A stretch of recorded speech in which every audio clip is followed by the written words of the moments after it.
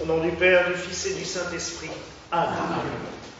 Mes très chers frères et sœurs, nous célébrons dans notre Église gallicane, en ce dimanche, la fête du Christ roi, puisque, selon la tradition gallicane, l'année liturgique se clôture le 10 novembre et la nouvelle année commence le jour de la Saint-Martin, c'est-à-dire demain. Donc le dernier dimanche est dédié au Christ roi. La dévotion au Christ roi n'est pas si ancienne. Même si les textes, les pères de l'Église, les grands saints ont toujours revendiqué la royauté du Seigneur sur l'univers, il faut reconnaître que le fait de parler d'une royauté spirituelle, mais aussi, comme on disait, sociale du Christ sur l'humanité, vient du moment où, un peu partout en Occident, les royautés terrestres se sont effondrées. Le 19e siècle. Fin 18e, début 19e, on a vu, et début 20e encore, on a vu les monarchies, les empires s'effondrer. Et l'Église a cru bon de rappeler que la royauté la plus importante qui existait, c'était celle du Christ, et que les royautés humaines et tout pouvoir humain ne vient que de lui, et tout doit lui revenir. Et encore une fois, vous allez dire c'est du chauvinisme, parce que je dis ça presque toutes les semaines, c'est l'Église en France qui a instauré cette dévotion et qui après l'a fait passer dans le monde entier. Pourquoi? Peut-être tout simplement parce que depuis toujours, d'une certaine manière, le Seigneur a privilégié ou a utilisé la France pour faire passer certains messages. N'est-ce pas déjà à la France qu'au XVIIIe siècle, le Christ a daigné parler, au XVIIe, a daigné parler à Sainte Marguerite Marie à Paray-le-Monial pour lui donner les messages de son cœur. Voici ce cœur qui a tant aimé les hommes. On sait par la suite la puissance de la dévotion au Sacré-Cœur qui s'est répandue. On a vu la basilique du Sacré-Cœur se construire à Montmartre. On a vu les mouvements de dévotion un peu partout, sans compter les messages que le Christ a donnés à telle ou telle religieuse ou religieux. À la fin du XIXe siècle et au début du XXe, justement, dans la ville du Sacré-Cœur, à Paray-le-Monial, un émigré espagnol qui vivait là, le baron de Sarachagai, a eu l'inspiration de créer une confrérie dédiée au Christ roi. En se disant, il est vrai que les royautés terrestres, tous ces pouvoirs humains, ont peut-être dévoyé le message du Christ ou s'en sont servis à leur propre fin. Il faut rendre les honneurs au Seigneur avant toute chose. Cette confrérie et ce travail qui a été fait a pris une telle ampleur que dans les années 20, Pie XI a décrété la fête du Christ roi dans le monde entier.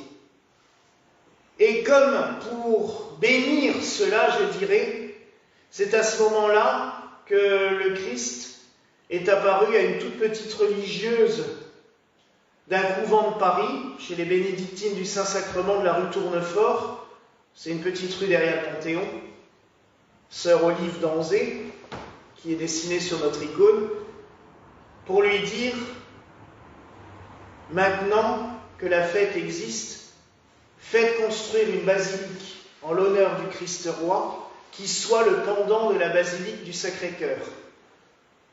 Elle va faire construire cette basilique. Les sœurs vont la soutenir. Et il y aura, juste à l'arrière du Panthéon, une magnifique basilique, art déco, en l'honneur du Christ roi. Alors vous allez me dire, mais c'est marrant, on ne l'a jamais vu.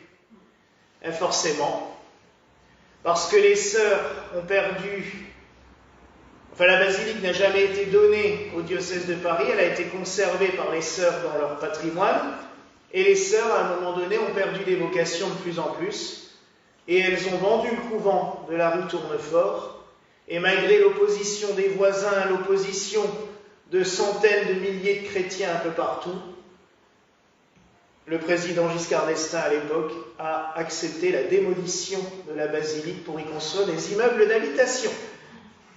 Ce qui fait que quand on passe rue Tournefort, il n'y a plus qu'une toute petite plaque. Ici était le couvent des Bénédictines du Saint-Sacrement, c'est tout. Sœur Olive était encore en vie quand elle a vu sa basilique détruite, mais entre-temps, elle avait été envoyée dans une petite maison au fin fond de la Bretagne, dans sa Bretagne natale, à Plogoff, et elle n'avait plus son mot à dire. Donc vous voyez qu'il y a quand même une certaine opposition au fait de vénérer le Christ roi. Pareil, dans les années 60, vous avez l'abbé Nourri, qui est aussi dessiné sur l'icône. C'est pour ça que j'ai voulu leur rendre hommage à ces deux-là quand on a fait cette icône, parce qu'ils ont été vraiment, qui était un de ces curés un petit peu particuliers. Il était en Normandie, à Saint-Denis-de-Meilloc, et c'était un de ces curés un peu particuliers qu'on a connus dans les années 50, 60, 70, qui cumulait la fonction de curé et de maire du village. Comme le chanoine Kir à Dijon, il est dijonnais, c'est pour ça que je le dis. Mais voilà, l'abbé Nourri, il avait les deux fonctions. Il était maire de son village et curé. C'est bien, pendant ce temps-là, il n'y a pas de guéguerre entre les deux. Et il avait comme projet de construire une immense basilique en l'honneur du Christ roi dans son village. Il a fait construire le transept, qui est une chapelle du Christ roi maintenant, mais il n'a jamais pu aller plus loin non plus parce que des oppositions sont venues de partout. Ils ne veulent pas de basilique en l'honneur du Christ roi. Pourquoi? Peut-être parce que c'est justement ce que je disais avant, on ne veut pas se mettre dans la tête que quoi qu'on fasse, tout vient du Christ. Et tout est pour lui. On le chantait dans le temps de l'Évangile. Tout vient de lui, tout est pour lui. Ben oui. Dans nos vies, dans nos actions, tout vient de lui et tout est pour lui.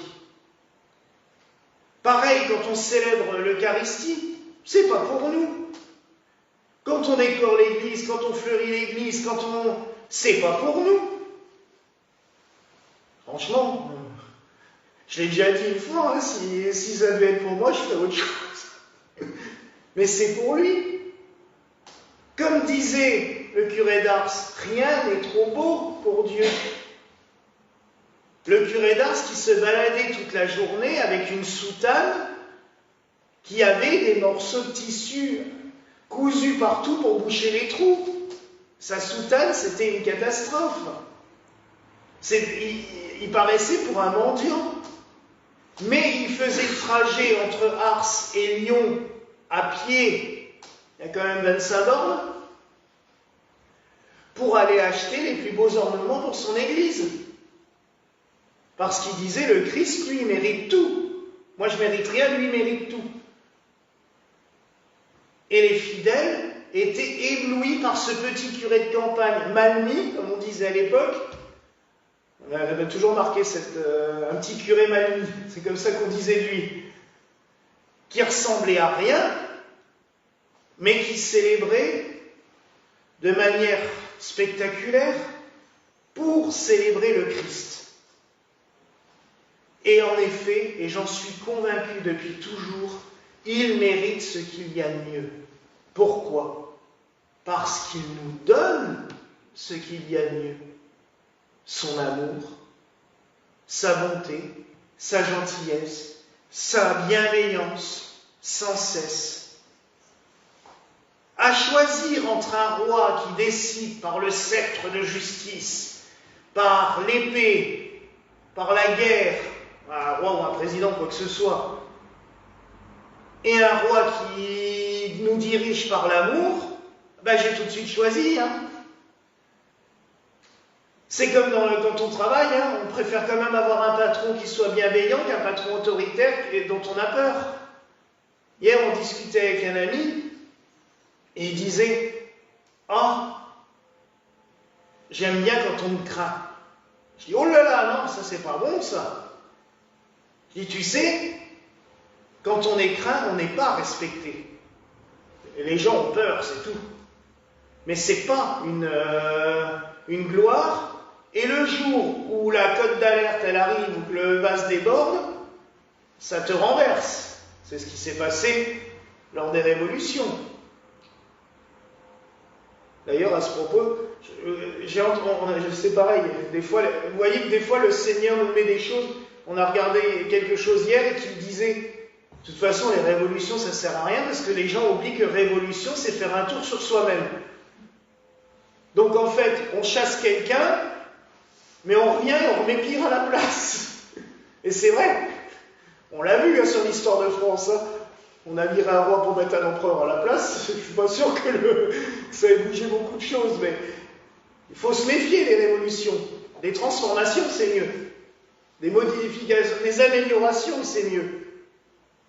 Mais donc, quelqu'un qui est craint, on n'a qu'une envie, c'est de le renverser, c'est de le virer. Quelqu'un qui est bienveillant, qui nous aime. Alors oui, des fois, à une époque, on parlait de paternalisme dans les sociétés. Quand un patron était trop gentil, alors il fait du paternalisme. Vaut mieux un patron qui veille à la bonne santé de ses employés, à la bonne fonction, que tout le monde aille bien et que tout le monde soit content, plutôt que quelqu'un qui passe son temps à vous terroriser du matin au soir, ou à vous courir après, ou à vous engueuler. C'est pas comme ça que ça marche. Le Christ, c'est ce qu'il fait. Jamais d'autoritarisme. Il aime.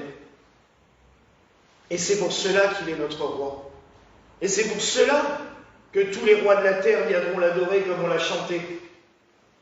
C'est le même psaume pour la fête du Christ roi que pour l'épiphanie, pour nous rappeler qu'ils sont venus de partout pour adorer cet enfant qui est le Christ, le roi. Nous terminons l'année liturgique sur la fête du Christ roi. Montrer sa royauté. Montrer qu'il était là dès le commencement et qu'il sera là jusqu'à la fin des temps. Je suis le commencement et la fin de toutes choses. C'est lui-même qui nous l'a dit. On commence l'année par le Père éternel, le 1er janvier, mais l'année liturgique se termine par le Christ roi, pour montrer que tout vient de Dieu et tout va pour eux.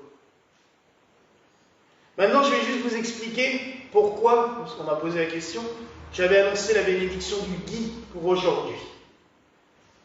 Alors des fois, ça tombe en semaine, puisque cette bénédiction a lieu le 10 novembre.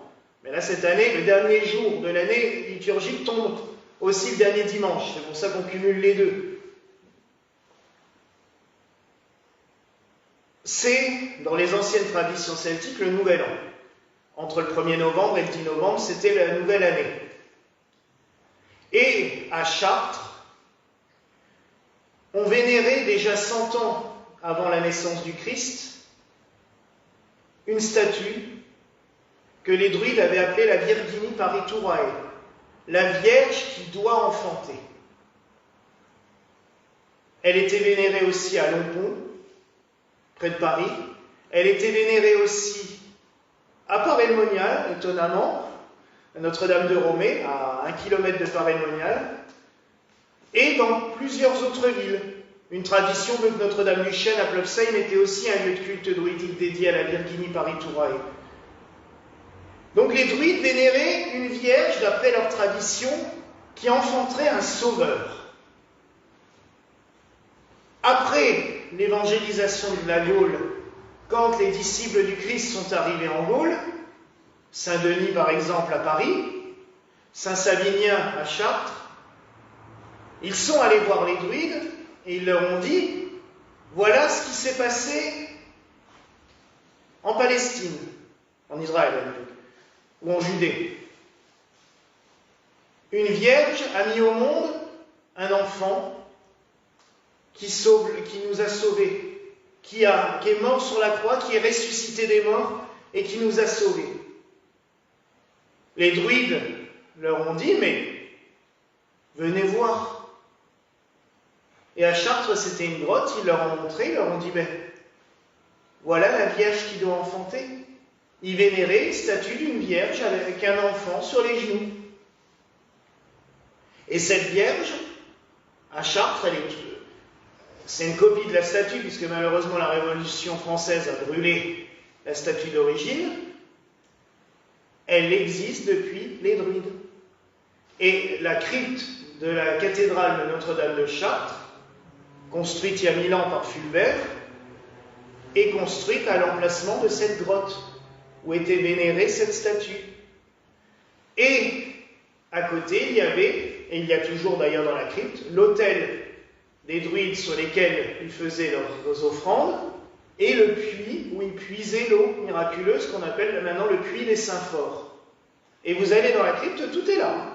On y a été il y a quelques années, tout est conservé.